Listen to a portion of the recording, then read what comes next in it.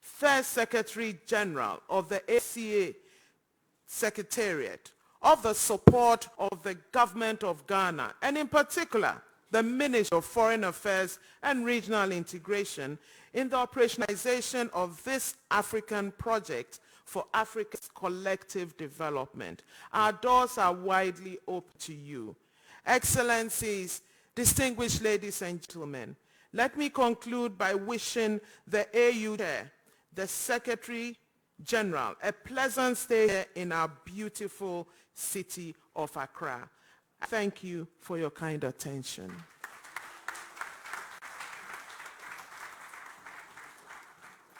Ladies and gentlemen, and now an opening statement by the Honorable Minister of Trade and Industry, Alan Chermantin.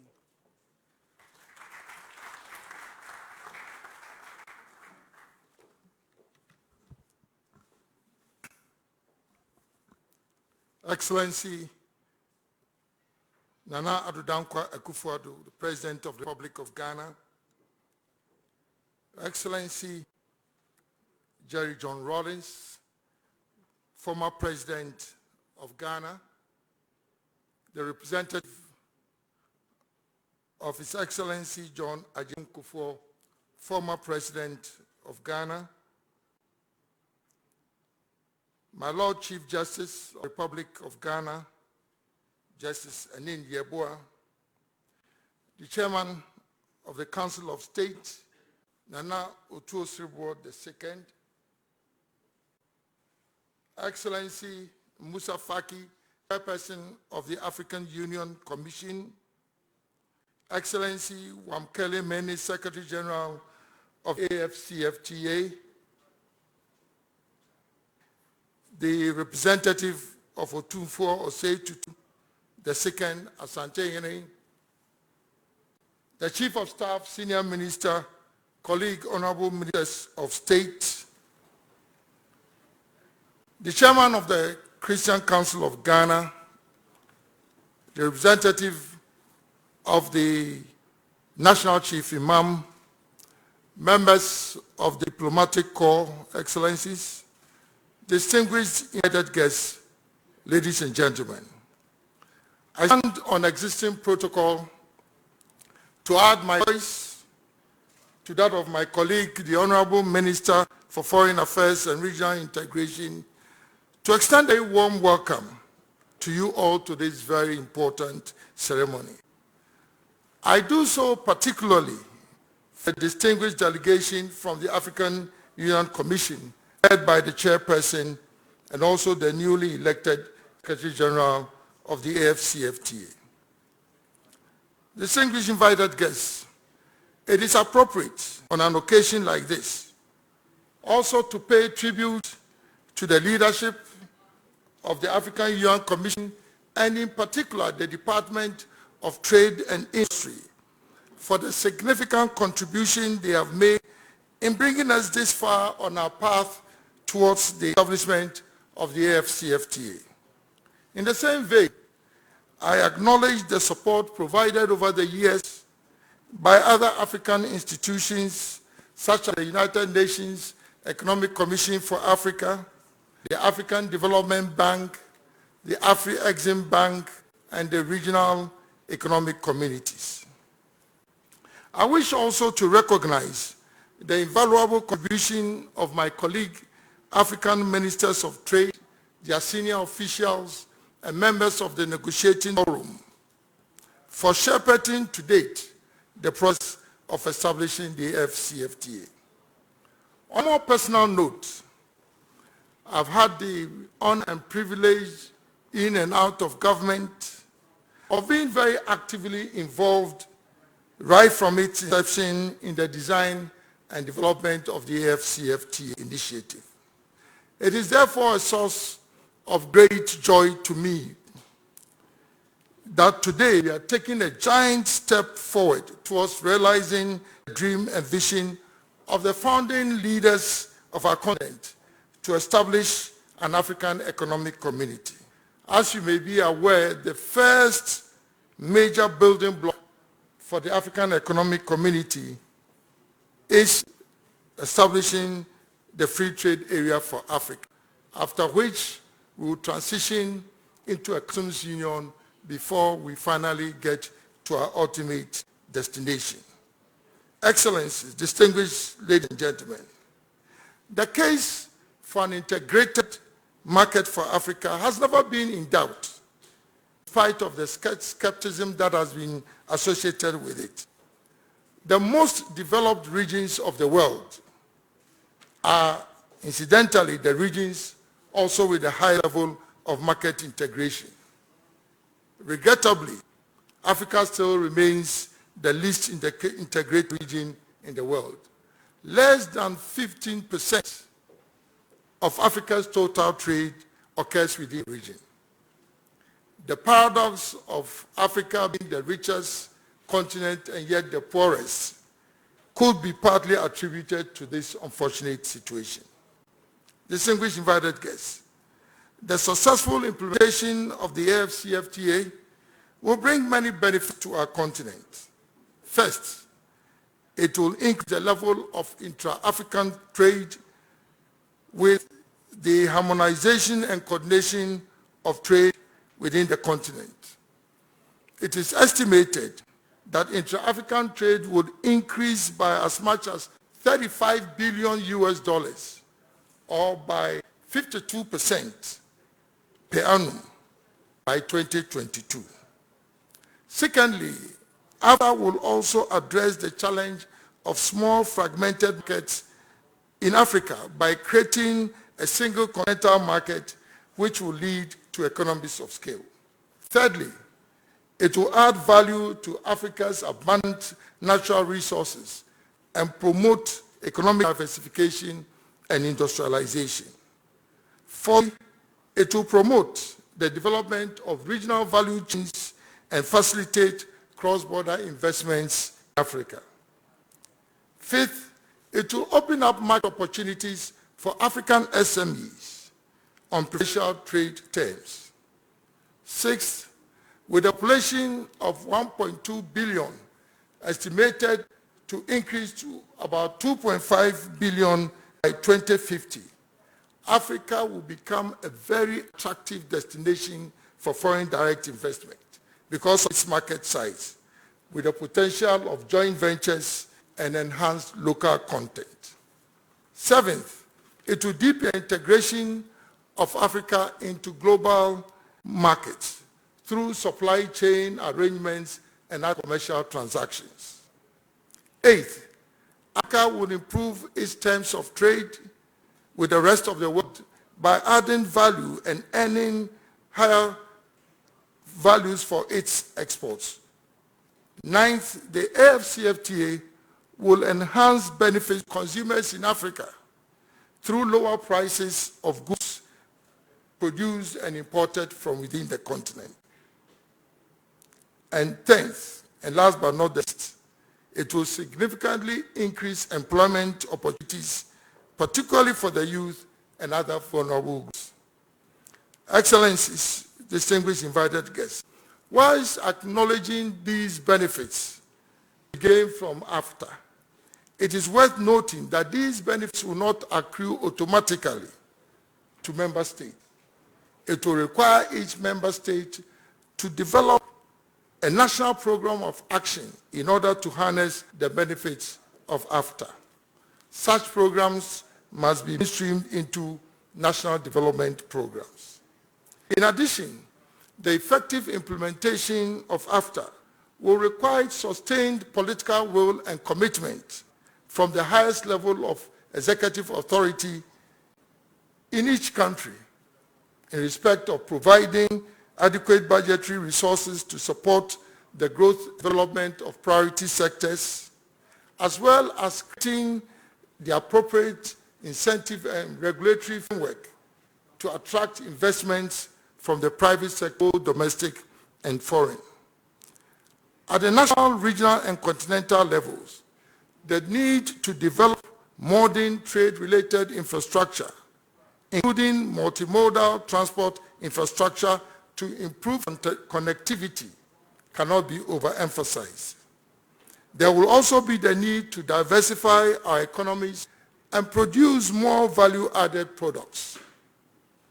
Challenges posed by non-tariff barriers and technical barriers to trade, including but not limited to standards, customs clearance processes, procedures, and issues relating to rules of origin would all have to be addressed substantively. Distinguished invited guests, ladies and gentlemen, I'm confident that together we can address these challenges. But in doing so, a lot will depend on the efficiency and effectiveness of the work that will be undertaken in this building that we are about to commission. In the event, we have come too far on this journey that there's no turning back. Our fate as a continent depends on the faith that we have in ourselves as Africans. Let us not be haunted by the fear of failure, of embarking on this project, but rather be inspired by the challenge and the prospect of success in realizing our vision of a single united market for Africa. Long live African Union, long live the African Continental Free Trade Area. I thank you for your attention.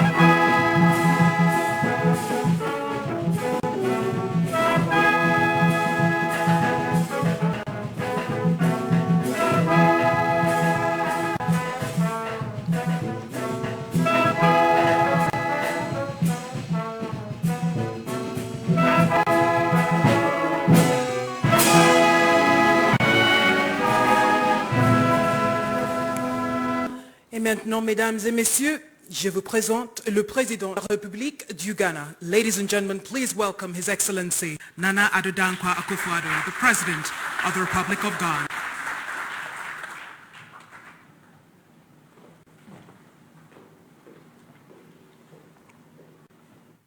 Eminent clergy, Chief Justice, the first President of the Fourth Republic, His Excellency Jerry John Rawlings, Chairperson of the Council of State, Chairperson of the African Union Commission, Secretary General of the Secretariat of the African Continental Free Trade Area, Chief of Staff at the Office of the President, officials of the Presidency, Senior Minister, Minister for Foreign Affairs and Regional Integration, Minister for Trade and Industry, Ministers and Deputy Ministers of State, Members of Parliament, Dean and members of the Diplomatic Corps, traditional rulers, fellow Ghanaians and fellow Africans, ladies and gentlemen. I welcome all who are coming from beyond our shores to our picturesque, vibrant capital city of Accra, particularly the Chairperson of the African Union Commission, His Excellency Musa Faki Mohammed. We're honored, sir, by your presence amongst us. I extend a hearty welcome, a word of welcome to you and all others, and I hope you're all enjoying your stay, the pandemic notwithstanding, amongst the people famed for their hospitality. When the African Union, AU, convened an extraordinary summit in Kigali, the capital of the Republic of Rwanda, on 21st March 2018, to adopt and sign the legal instruments for the establishment of the African Continental Free Trade Area, AfCFTA. There were many who did not believe African countries were ready to meet the required minimum threshold of 22 member state ratifications needed for the AfCFTA to come into effect.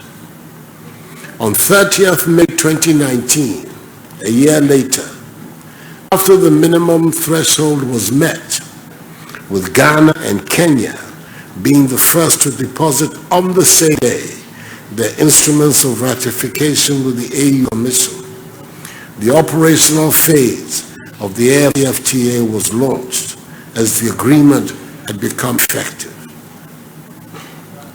A little over a month after this seminal event, we gathered in Niamey, capital of the Republic of Niger, on 7 July 2019, at the 12th extraordinary session of the Assembly of Heads of State and Government of the AU, where Ghana was selected by her peers to play host to the Secretariat of the African Continental Free Trade Area. Indeed, for a country generally acknowledged as the pioneer of modern Africanism, under the dynamic leadership of our first president, Kwame Nkrumah, a country whose people made great sacrifices to spearhead the struggle for the liberation of the African continent from colonialism, imperialism, and the racist system of apartheid. This is the first time in our 63 years of nationhood and in 57 years of the founding of the Organization of African Unity, OAU, the precursor to the AU, that we have the responsibility and privilege of hosting an important Pan-African institution. So today is an auspicious day for Ghana, and on behalf of the Ghanaian people and their government, I express our deep appreciation once again to the Assembly of Heads of State and Government of the AU for its decision.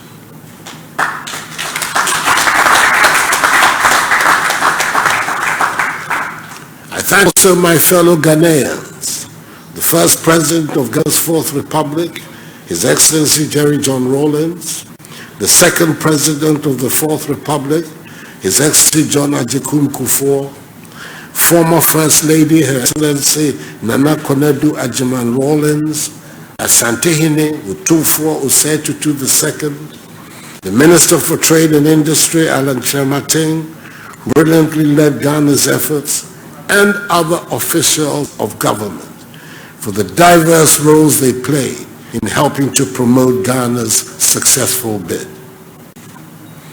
Excellencies, ladies and gentlemen, in Niamey, I assure that Ghana, caretaker of the Secretariat, will put all the requisite facilities at its disposal so that it could run as a world-class organization. Indeed, as part of the hosting agreement, Ghana was requested by the Assembly to work with the AU Commission to ensure an expeditious and efficient process of establishing a permanent secretariat for the AfCFTA in Accra. Ghana has fully discharged all her obligations and commitments agreed with the AU Commission. And we are today handing over a fully furnished and befitting office space in a secured and easily accessible location within the business center of Accra as the Permanent Secretariat of the AfCFTA. We have provided also an appropriate furnished residential accommodation as the official residence of the Secretary General of the AfCFTA. I have no doubt the coming into being of the African Continental Free Trade Area is one of the most important decisions taken by the EU.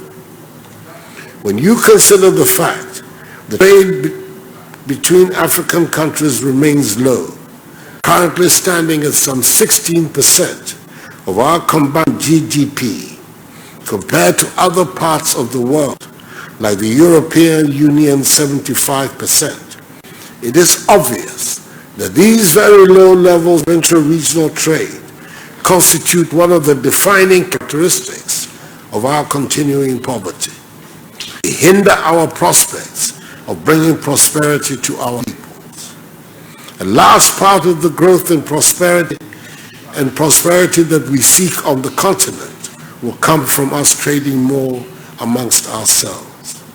We in Ghana believe that an increase in trade is the surest way to deepen regional integration in Africa.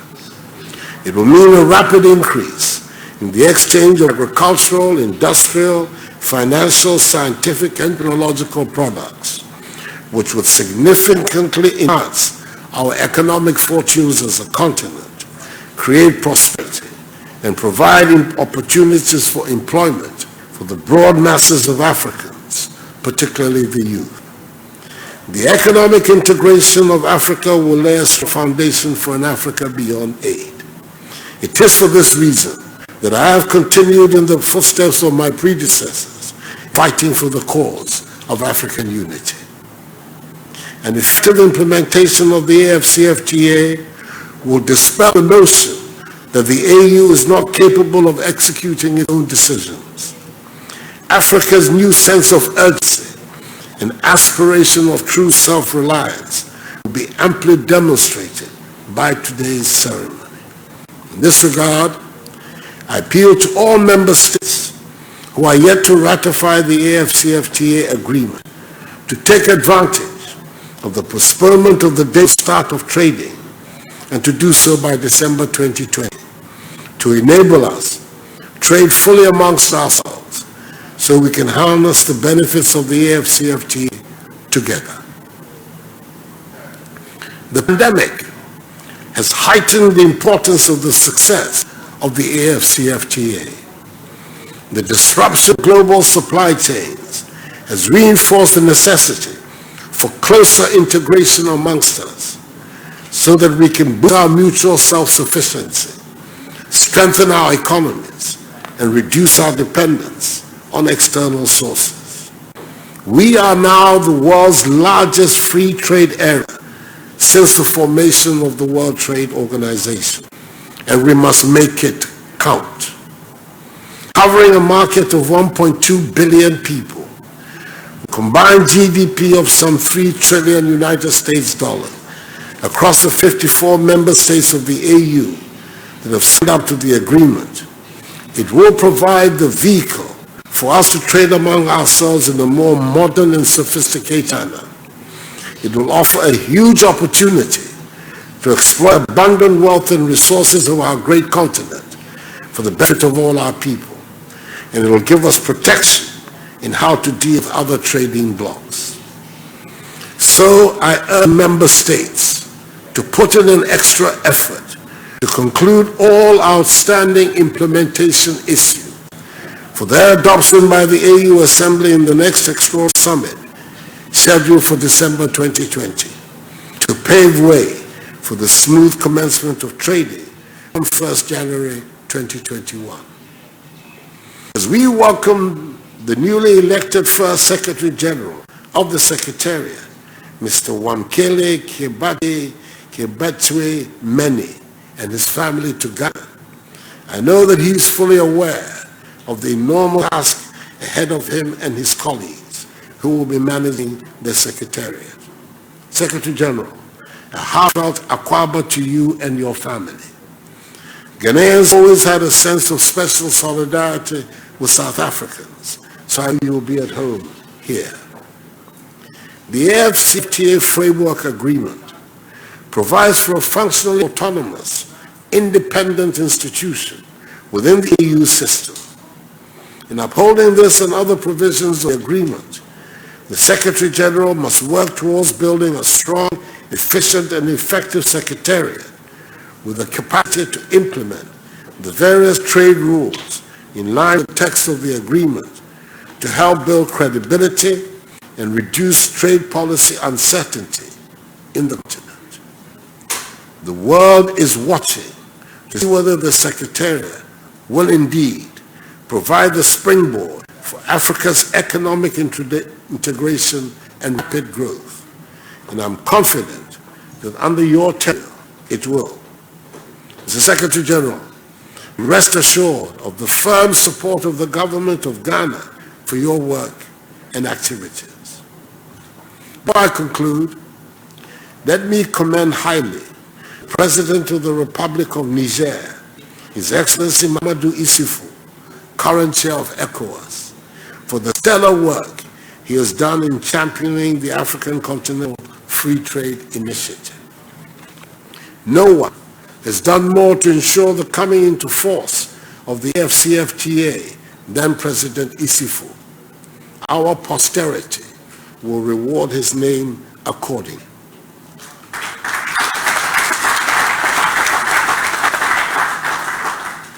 To His Excellency Moussa Faki Mahamat, Chairperson of the AU Commission, Deputy Chairperson, Ambassador Kwesi Kwortey, the Commissioners, and the entire staff of the AU Commission, say well done for your hard work in supporting the process leading to this historic day. I end by congratulating and saluting my good friend, His Excellency Cyril Matamela Ramaphosa, President of the Republic of South Africa and current chair of the Authority of the Assembly of the AU, for the benign progress, guidance, and supervision he has offered to make today possible.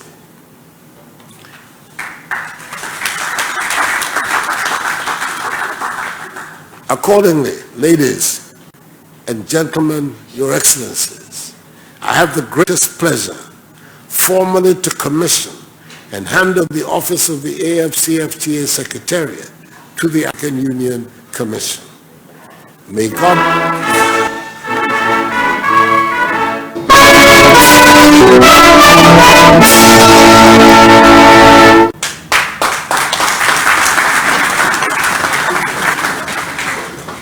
May God bless Mother Africa and us and make her great and strong. I thank you for your attention. Thank you very much, Mr. President. And now may I request that you remain on stage, Mr. President, and may I ask that you be joined by the Chairperson of the African Union Commission, Excellency Moussa Faki, for the official commissioning and handover of the AfCFTA Secretariat. Ladies and gentlemen, Mr. President will hand over, first of all, a scroll to Excellency Moussa Faki.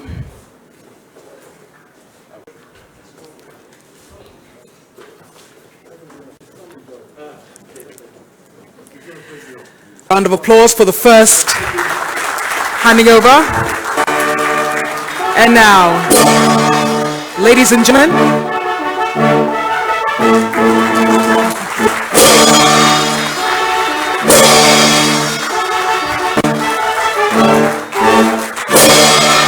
and when the possession of His Excellency Moussa Faki, Chairperson of the African Union Mission, is the key to the AfCFTA Secretariat, the symbolic key, if I may put it that way.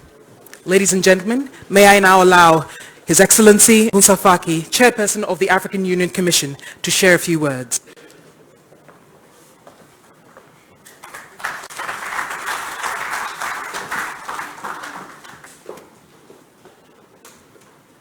His Excellency Nana Addo, President of the Republic of Ghana, His Excellency Akufo Mamadou, President of the Republic of Niger, His Excellency Cyril Ramaphosa, President of the Republic of South Africa and Chairperson of the African Union, His Excellency Jerry Rawlings, former President of Ghana, Excellencies, member of the Diplomatic Corps, His Excellency Wankele Mene, AfCFTA Secretary General, Honorable Ministers, ladies and gentlemen.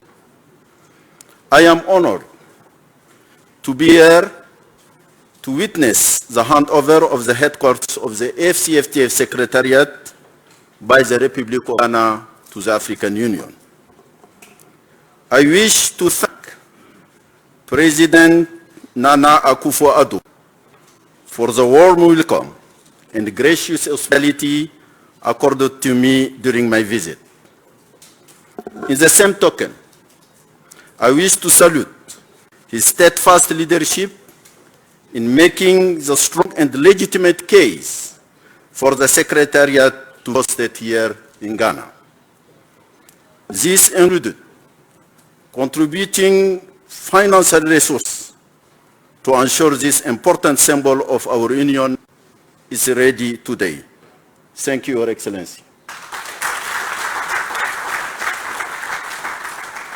I also wish to pay special tribute to President Issoufou Mahamadou of Niger and champion of the flagship AfCFTA project. His strong and sustained advocacy oversaw the fastest ratification and entry in force of an AU instrument, second only to that of the AU Constitutive Act. Merci, Monsieur le Président.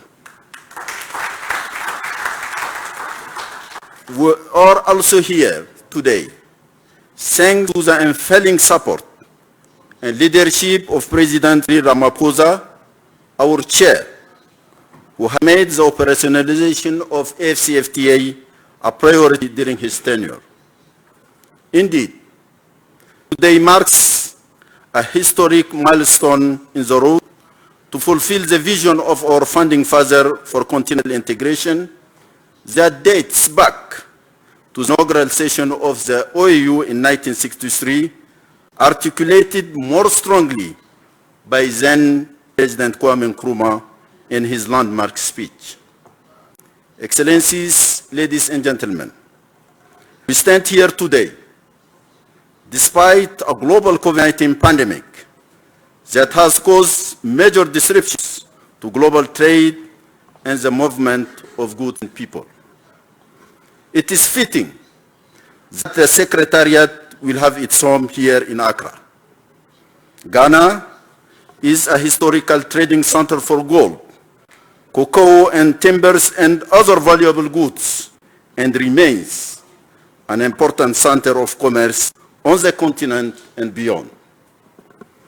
Accra is also and has always been a guardian of our collective Pan-African memory, not only as a home of thought, but also as a port of safety and freedom for fellow Africans fleeing persecution and for people of African descent seeking refuge or simply coming back home.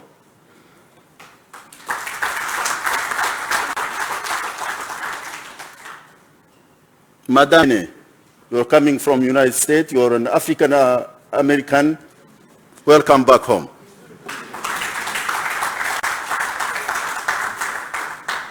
While the operationalization of the Secretariat was postponed due to the COVID-19 pandemic, the same pandemic has also magnified the need for speed to accelerate economic integration on the continent. This crisis is negative impact on trade and the multilateral system is also an opportunity to rethink our value chains and reduce our resilience on traditional supply routes. To ensure we can absorb the negative impacts of future pandemics, we must integrate our markets, accelerate industrial development, enhance competitiveness to ensure a prosperous, peaceful, integrated future for our people.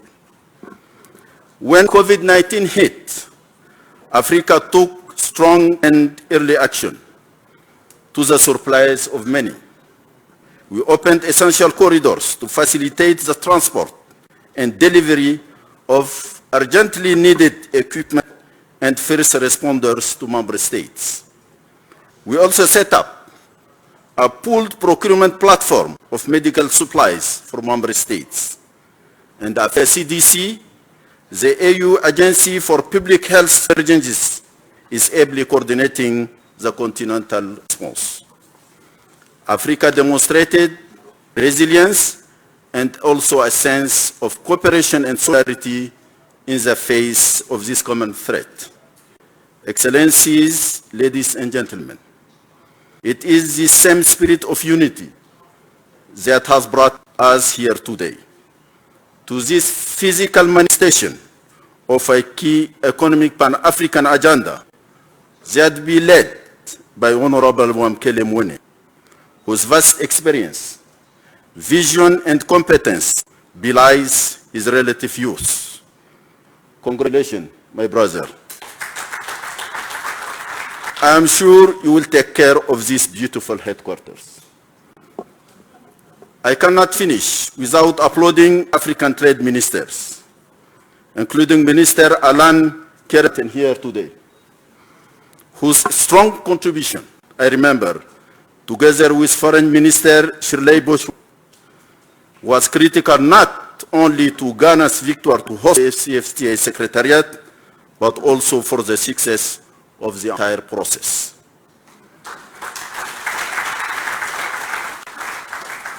I can also not forget the AU Commissioner of Trade, Albert Muchanga, who together with his team and their hard work brought us to this historic milestone. Let me now conclude with the words of Kwame Nkrumah, and I quote, "The task ahead is great indeed. Heavy is responsibility, and yet it is a noble and glorious challenge. A challenge which calls for the courage to believe, the courage to dare, the courage to do, the courage to fight, the courage to achieve." I thank you for your attention.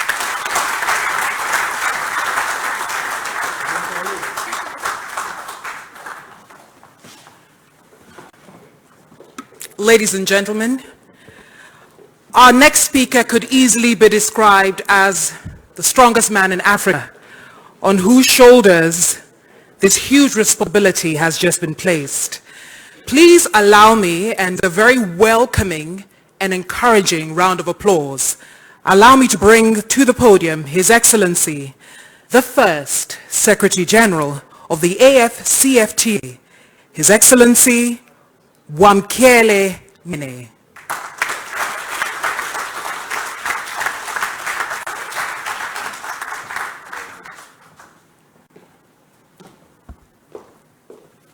Thank you very much, Program Director. His Excellency President Akufo Addo, the President of the Republic of Ghana, His Excellency former President Jerry Rawlings, His Excellency Mr. Musa Faki Mohammed, the Chairperson of the African Union Commission, Honorable Professor Okwei, Speaker of the Parliament of the Republic of Ghana, Your Lordship Justice Aninwa, Chief Justice of the Supreme Court of the Republic of Ghana, Nana Addo, Chairman of the 7th Council of State, Honorable Minister Botri, Minister of Foreign Affairs and Regional Integration, Honorable Minister Allen Cherry-Martin, Minister for Trade and Industry, Honorable Members of Parliament, Excellencies, Ambassadors, High Commissioners, traditional leaders, religious leaders, ladies and gentlemen, comrades and friends. On this occasion of the formal commissioning and handing over of the AfCFTA Secretariat, let me express my deep humility for having been elected by the 33rd Ordinary Session of the Assembly of Heads of States and Government of the African Union to the position of the first Secretary General of the AfCFTA Secretariat. Mission to be at the service of Africa, a mission which I will undertake with resolute determination. Since the end of colonialism, the Republic of Ghana has been at the forefront of advancing efforts for the integration of Africa. Ghana's contribution to Pan-Africanism ensured that Pan-Africanism has a sound intellectual and philosophical basis. It is therefore natural that as we take the significant step towards the integration of the market in Africa, that the AfCFTA Secretariat is in Accra, Ghana, and that Ghana continues to be at the vanguard of integration in Africa. On behalf of all Africans, Your Excellency, Mr. President, I thank the people of Ghana, I thank the government of Ghana for providing world-class facilities that will enable Africa to progress towards the historic mission of achieving an integrated Africa.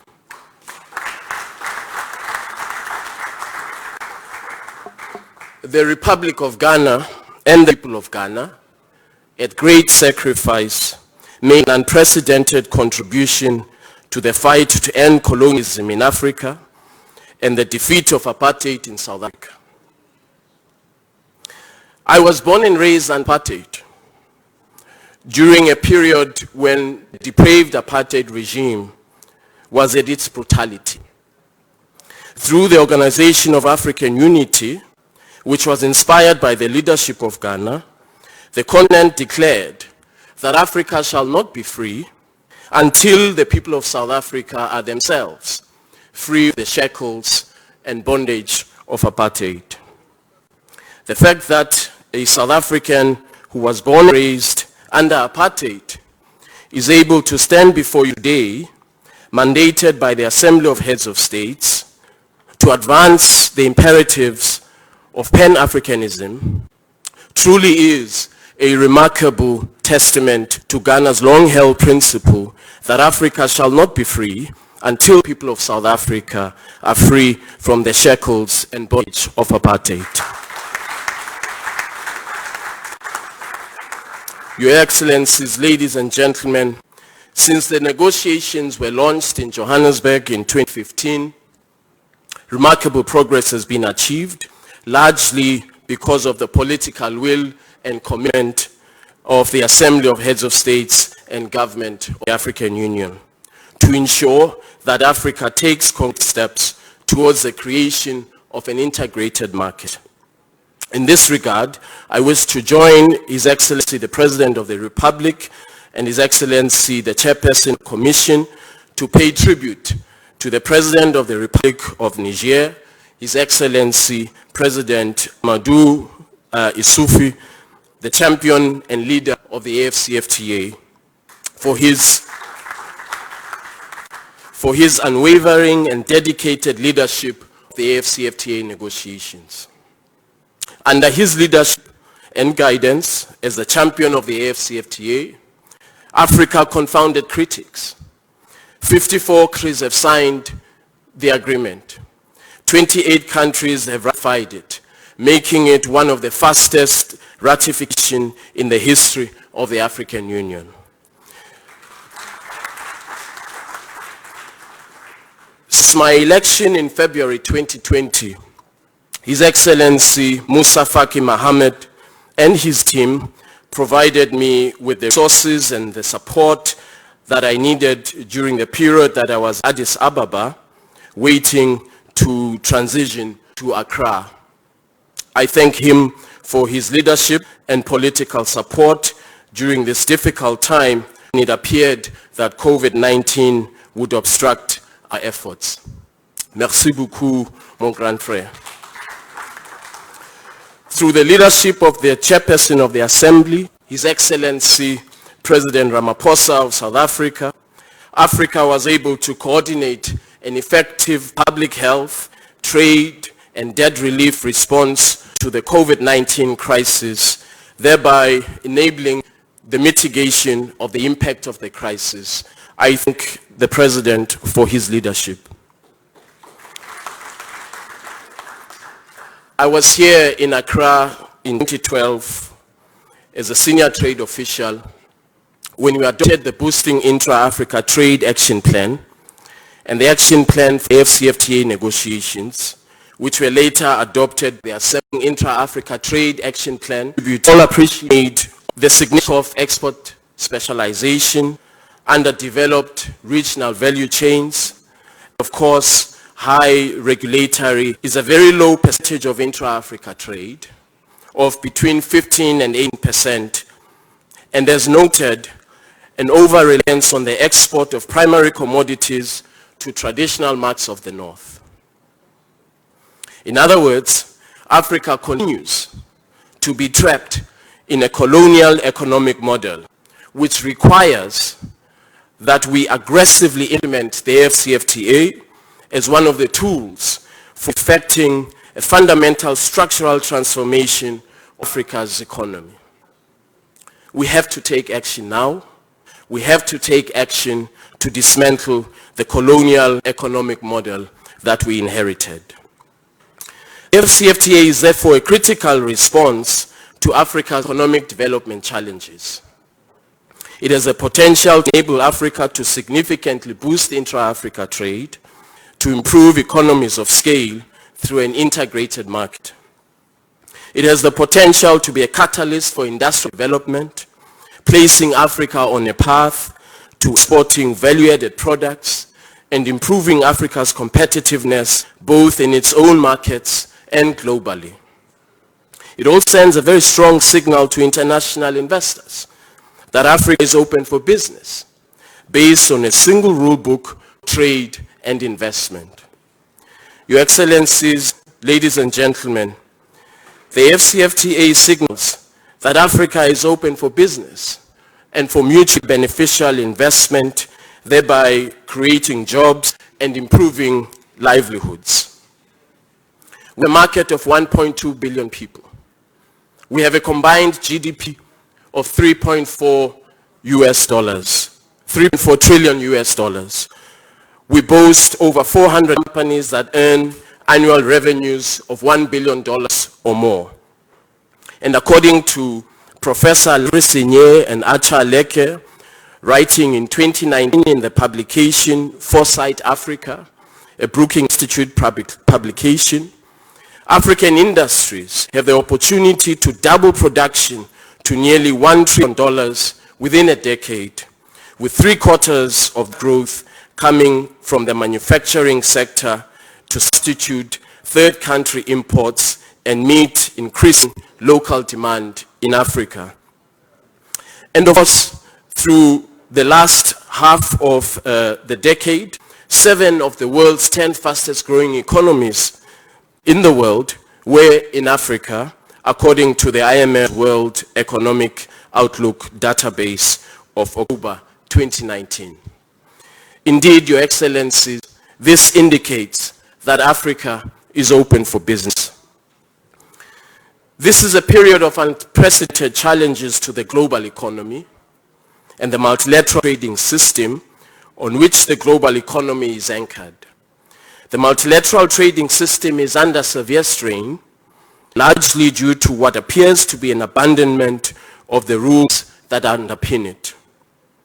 This strain on the multilateral trading system has a risk of reversing the modest gains that we made in placing development at the center of the multilateral trading system since we launched the Doha Development Round in Qatar in 2001.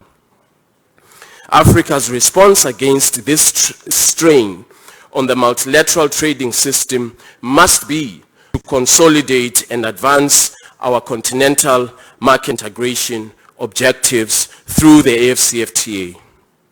And under the leadership of President Issoufou as the champion of the African Continental Free Trade Area, our collective priority should be to rapidly conclude Phase 1 and Phase 2 of the negotiations of the AfCFTA in order to unlock Africa's full productive capacity.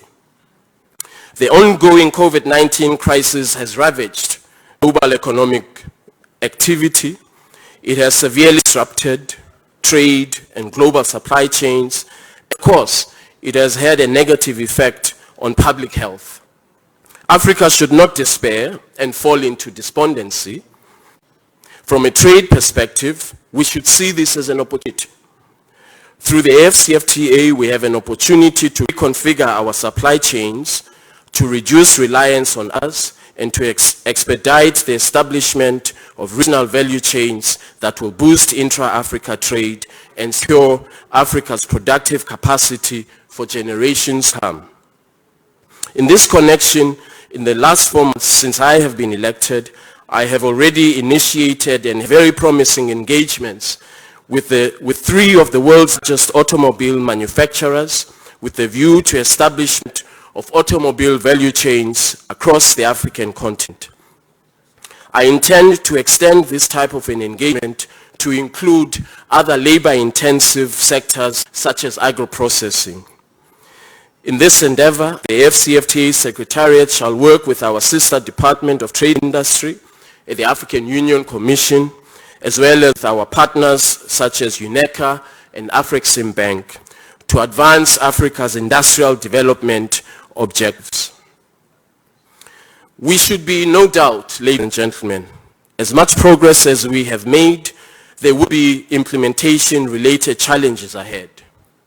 Substantial domestic policy reforms and alignment of national legislation with the AfCFTA shall be required in order to reduce barriers to intra-Africa trade.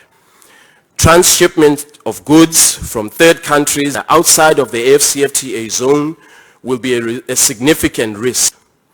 The AfCFTA Secretariat will work closely with customs authorities across Africa to ensure that through robust implementation of the AfCFTA rules of origin, the prevention of transshipment is an absolute priority. The AfCFTA must create jobs. It must not create job losses through transshipment of third country goods into the AfCFTA market. As the Secretary General, I committed to ensuring that the AfCFTA is effectively implemented such that there is shared and inclusive economic growth across the African continent. The backlash against trade, free trade, and trade liberalization that we witnessed in recent years is not because trade liberalization is intrinsically beneficial exclusively to a certain elite or to certain countries. Rather, the backlash is in part attributable to the unequal distribution of the benefits of international trade and the lack of shared and inclusive growth. The lesson, therefore, for the AfCFTA from this backlash against trade liberalization and the pursuit of free trade is that beyond boosting trade flows, the question of equitable distribution of the gains of the AfCFTA must be at the center of its implementation. If the AfCFTA is perceived to benefit only a handful of relatively industrialized countries in Africa and a handful of African multinational corporations, it shall be rejected by Africans, and deservedly so. In this regard, we should recall that the empowerment of women, young Africans, and other disadvantaged segments of our society is a central objective of Agenda 2063, the Africa we want. We know from empirical evidence that women, young Africans, small medium enterprises confront significant challenges when attempting to benefit from trade agreements. I therefore intend to take concrete steps to ensure that women and young Africans are at the center, at the heart of implementation and of the benefits of the AfCFTA. The AfCFTA must create opportunities for women in trade, amongst others, by lowering the gender wage gap. Young Africans who are at the cutting edge of technological innovation for digital trade and e-commerce must also be at the heart of implementation of the AfCFTA. Ladies and gentlemen, Your Excellencies, as I conclude, let me observe that 2020 is the year of silencing the guns, providing an opportunity to to focus on fast-tracking Africa's economic development objectives. Successful implementation of the AfCFTA shall consolidate the gains that were seen in Agenda 2063, the Africa we want, and indeed take us a step closer to the Africa we want. During this time of COVID-19, whilst many countries are able to provide billions of dollars worth of stimulus packages to re-inject growth and economic activity, very few African countries have the fiscal, policy, and monetary policy space to provide similar stimulus packages. Therefore, aggressively implementing the AfCFTA has the potential to be Africa's economic recovery tool. Boosting intra-Africa trade has the potential to contribute to Africa's recovery year on year from 2021 onwards. Africa has confounded critics. Many doubted that we would be able to achieve the progress that we rendered.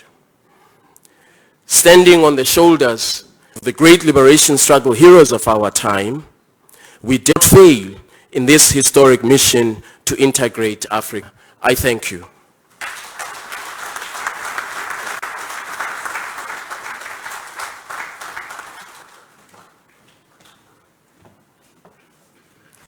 Ladies and gentlemen, may I ask for another round of applause for our first Secretary General of the AfCFTA Secretariat here in Accra, Ghana. And now, unfortunately, His Excellency Mahamadou Issoufou couldn't join us. However, he did send us his goodwill message. Please take a look. Excellence, Monsieur Nana Addo, Président de la République du Ghana, Monsieur Moussa Faki Mahamat, Président de la Commission de l'Union africaine, Monsieur le Secrétaire exécutif de la zone de libre-échange continentale africaine, Mesdames et Messieurs, le processus de mise en œuvre de l'accord instituant la zone de libre-échange continentale africaine va franchir aujourd'hui une nouvelle étape, celle de l'installation définitive du secrétaire exécutif de cette institution dans ses propres cours. À ma qualité de champion de la zone de libre continentale africaine, permettez-moi de me réjouir de cet important événement qui constitue un signe de plus que ce projet emblématique de l'Union africaine avance et poursuit inexorablement son chemin malgré les vicissitudes liées notamment à la pandémie Covid-19 qui affecte l'ensemble de la planète. Le 12e sommet extraordinaire de l'Union africaine, tenu à Niamey le 7 juillet 2019, a procédé au lancement officiel de la zone libre d'échange continentale africaine et a pris la décision qu'Accra, capitale du Ghana, patrie du docteur Kwame Nkrumah, l'un des pères fondateurs de l'Union africaine, accueillera le siège du secrétariat de la zone de libre-échange continentale africaine. L'Afrique doit séir ou périr, avait dit l'éminent panafricaniste. En créant la zone de libre-échange continentale africaine, nous avons fait le choix de nous unir. En acceptant d'accueillir le siège de la zone de libre-échange continentale africaine, le Ghana reste fidèle aux convictions de ce digne fils de l'Afrique. Plus des fonds nécessaires au démarrage de l'institution, le président Nana Addo, en mettant gracieusement à la disposition de notre organisation continentale, l'Union africaine, un immeuble de grande ligue pour abriter le secrétariat de la zone de libre-échange continentale africaine, traduit en actes la volonté du peuple ghanéen à rester un des porte-flambeaux de l'intégration africaine. En ma qualité de champion de la zone de libre-échange continentale africaine, je tiens à l'en remercier et à remercier le gouvernement et le peuple ghanéen pour ce geste généreux, témoignant de l'engagement du Ghana en faveur d'une intégration véritable du continent. Mesdames et Messieurs, notre continent dispose d'un actif démographique croissant. Pour transmettre cet actif démographique en dividendes économiques, il faut non seulement soigner, éduquer, former sa jeunesse, mais aussi fournir des emplois aux 10 à 12 millions de jeunes Africains qui arrivent chaque année sur le marché du travail aujourd'hui. Seule la mise en œuvre de l'agenda 2063 et de ses plans et programmes peut nous permettre d'y parvenir. La zone de libre-échange continentale africaine est un outil formidable à cette fin. Elle n'est pas un programme isolé. Elle forme, avec d'autres plans et programmes de l'Union africaine, un tout cohérent dans la perspective de renforcer l'intégration régionale et atteindre les objectifs de l'agenda 2063. Sans infrastructures routières, ferroviaires, aéroportuaires, portuaires et de télécommunications, objet du plan de développement des infrastructures de l'Union africaine, la zone de libre-échange continental africain sera une coquille vide. Il en sera de and it will be the same without the implementation of other plans pertaining to industry, agriculture, and mining, and so on. Especially the industrialization of our continent will enable us to put an end to the status of simple reservoirs of materials which belong to the colonial past. Our people want a dynamic and integrated area where their products and services would move free. We made this promise and we gave this hope by signing the agreement establishing the CFTA 23rd March 2019 in Kigali and got it ratified by the minimum for 22 in 30th May 2019. That is within 1 year, which is unprecedented in the history of our continental organization. We made this promise and we gave this up by launching the process of operationalization of the CFTA the 7th of July 2019 in Niamey, and today for the takeoff of the answer. Unfortunately, COVID-19 has disturbed our plans. However, we need to adapt and speed up, fast track the efforts in order to meet the promises we made to our people.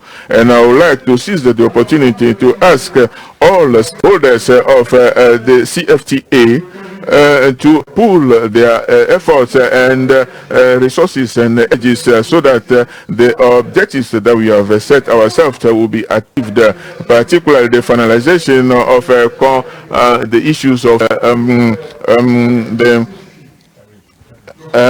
removal of tariffs and as well as issues pertaining to rules of origin. To this end, I am pleased that the Afro champions made a proposal to provide logistic and technological support to ensure that the activities pertaining to CFTA through the virtual platforms.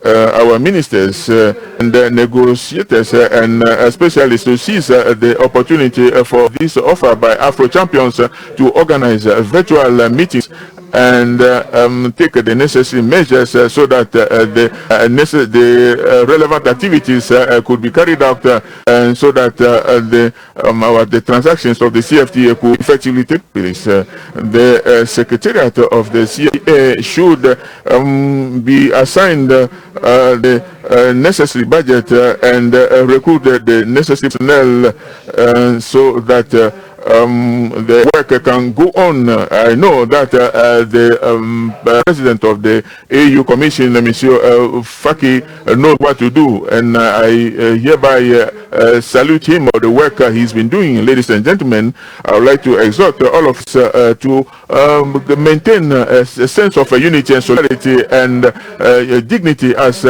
cardinal African values which we have inherited from the founding fathers of our organization. Let us remain committed and resolutely determined to pursue the process of the operationalization of the CFTA and other programs and plans of Agenda 2063. Thank you for kind attention.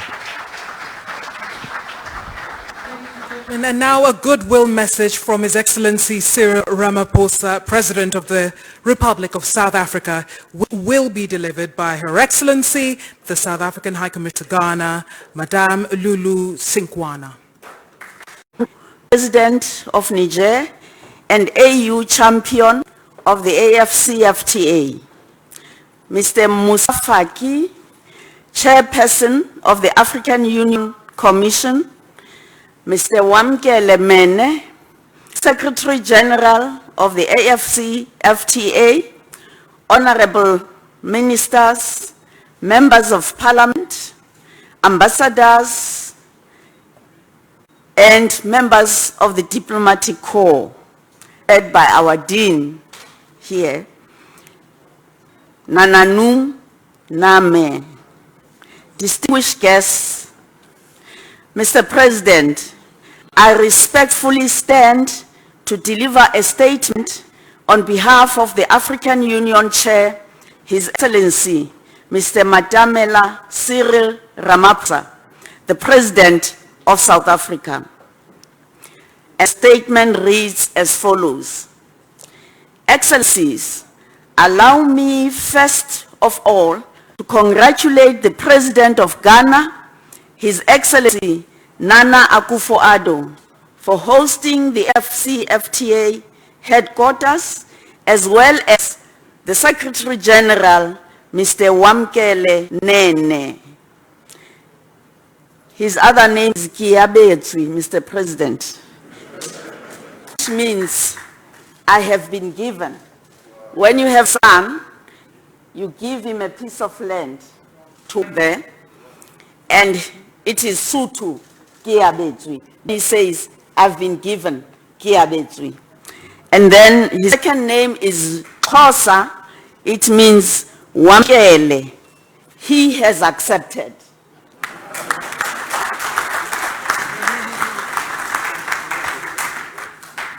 We also welcome our Makoti, which means bride in my language.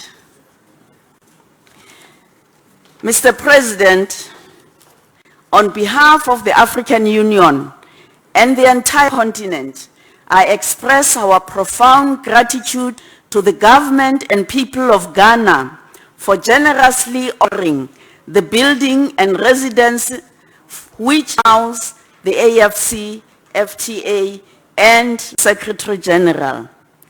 This day indeed is historic and a strong affirmation of the vision of an integrated Africa, which was envisioned by the founding fathers of the OAU, led by, of course, among others, Dr. Kwame Nkrumah, 57 years ago. It is a fitting tribute that the AfCFTA headquarters are housed here in Ghana, the capital of Pan-Africanism, in fact, where the first country to be liberated was in Africa, was Ghana. Therefore, it is fitting that the headquarters of the AfCFTA are being housed here in Accra.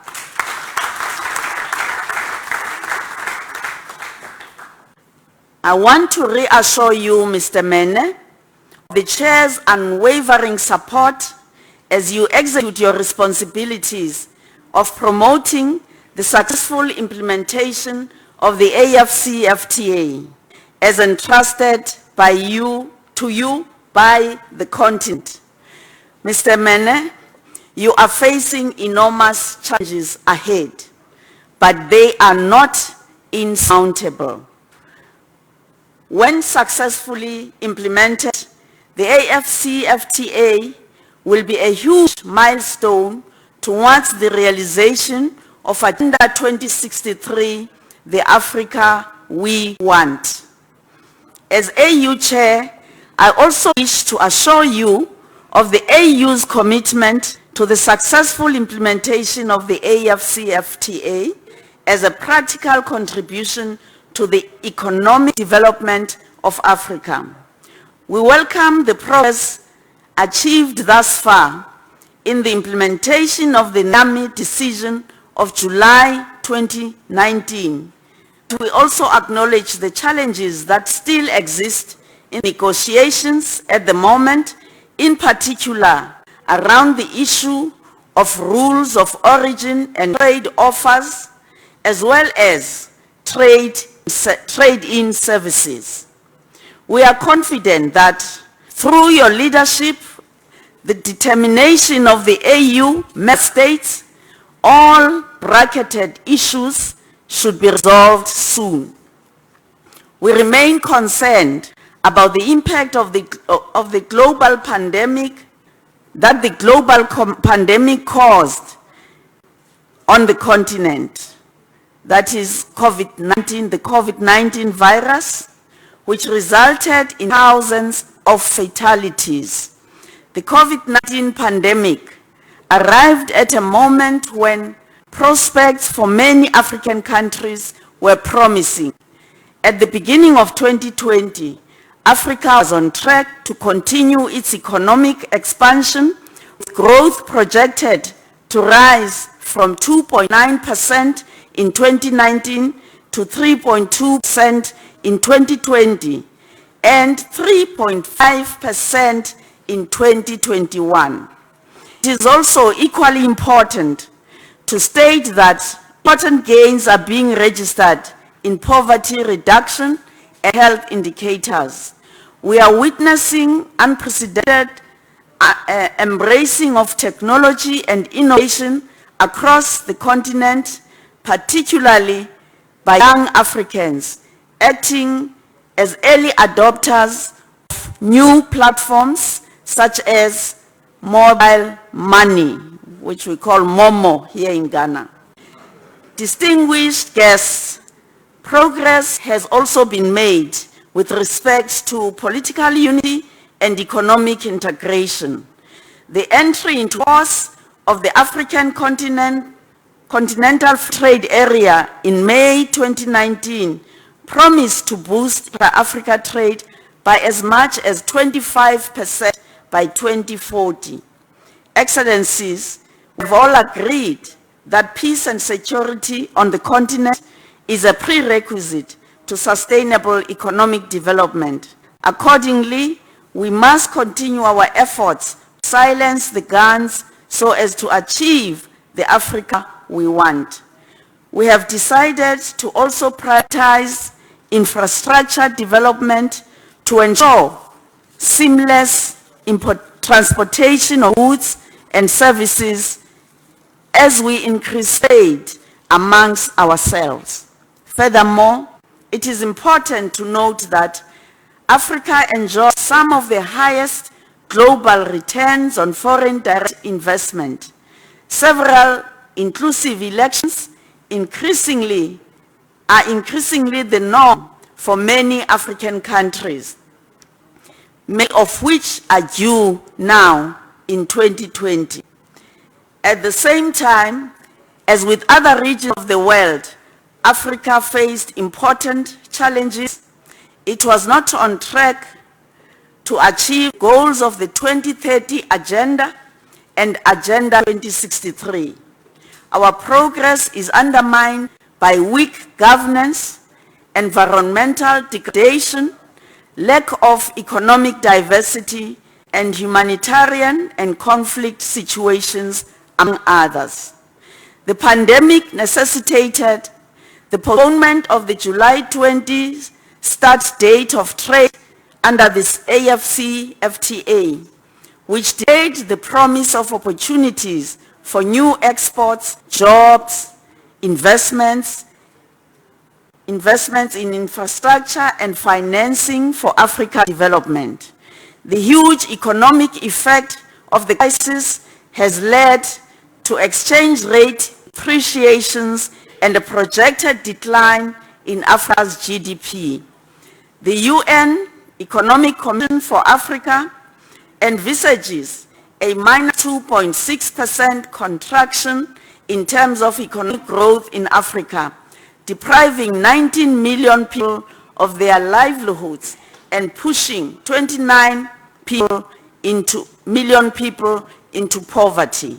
I wish to also state that government revenues in Africa are estimated to drop in 2020 by 45 billion US dollars from the pre-COVID forecast. This depreciation will further compound African countries' high levels of debt, which have increased to roughly 40 billion US dollars annually, driven higher by the depreciation of many African currencies in 2020. In 2020, African debt is expected to increase by about 4.4 percentage points of GDP and is thus likely to trigger a debt crisis and potentially a default by some countries. This pandemic has further exposed the entrenched inequalities between men and women and the plight of women and girls with regard to gender-based violence, particularly domestic violence. Education, economic empowerment, and financial inclusion of women and girls in Africa must be a priority to address these inequalities. Therefore, there is no time to delay the right and access of women to contribute and meaningfully participate in decision-making and policy development to ensure gender-responsive approach that is appropriately budgeted for in programs targeting the development of women and girls so that no one is left behind. Decades of progress to raise living standards and reduce poverty have now been replaced by increasing insecurity and inequality during this pandemic. The pandemic is a health, economic, and environmental problem. Its impact on the health of the population, economic activity, and social development are all interlinked, requiring us to have a comprehensive approach of inclusive and sustainable development. It is regrettable that COVID-19 has had huge implications on the upcoming extraordinary summit of the AfCFTA, which was originally scheduled to be held in South Africa in May 2020 and had to be postponed to the 5th of December 2020. And also the start of trading under the AfCFTA has also been moved from July 2020 to January 2021. However, Africa is a resolute continent. Today bears testament to our tenacity to rise in the face of adversity. Together, we will emerge stronger in a post-COVID-19 era to usher in prosperity and development on the African continent. The road to economic recovery may be long and pose many challenges, but we are ready to tackle and overcome any adversity when we act together. Excellencies, allow me once again to take this opportunity to wish you, Mr. Mne, all the best in your new role and assure you of the continent's confidence in your stewardship. In conclusion, as Chair of the African Union, I thank you, Mr. President, for your exemplary leadership and generosity in hosting AfCFTA Secretariat in Accra, Ghana. Medas, Siyabonga. I thank you.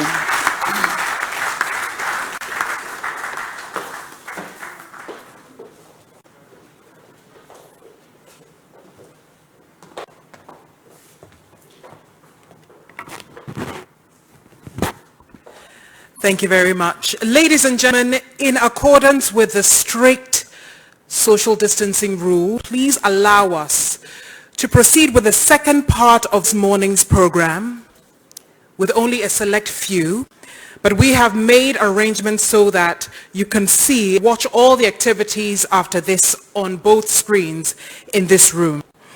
Ladies and gentlemen, we now proceed with the inspection of the AfCFTA Secretariat offices with the VIPs. If I may have His Excellency President of the Republic of Ghana, along with his 4 esteemed guests on the stage, also joined by the ex-President of the Republic of Ghana, His Excellency Jerry John Rawlings. If I may have Chief of Staff, the Chair, Council of State, Chief Justice, and also have Otumfuo's representative here today, joining His Excellency the President on this tour of the AfCFTA Secretariat offices. After that, the distinguished team, so to speak, will move outside where there will be a hoisting of AU and Ghana flags, a photo session, and we close the program officially with Ghana's national anthem. So, Mr. President, if I may kindly request that you be joined by your VIPs on stage, as well as the ex-President of the Republic of Ghana, President Rawlings. May I have the Dean of the Diplomatic Corps also joining this esteemed group to do an inspection of the AfCFTA Secretariat. If I may kindly request that everybody else remain seated. The activities will be beamed on the screens.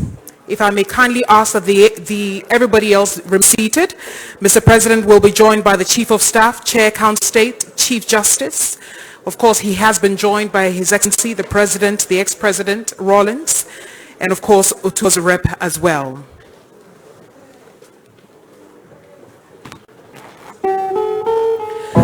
Ladies and gentlemen, if you may kindly take your seats, may I ask that our honorable ministers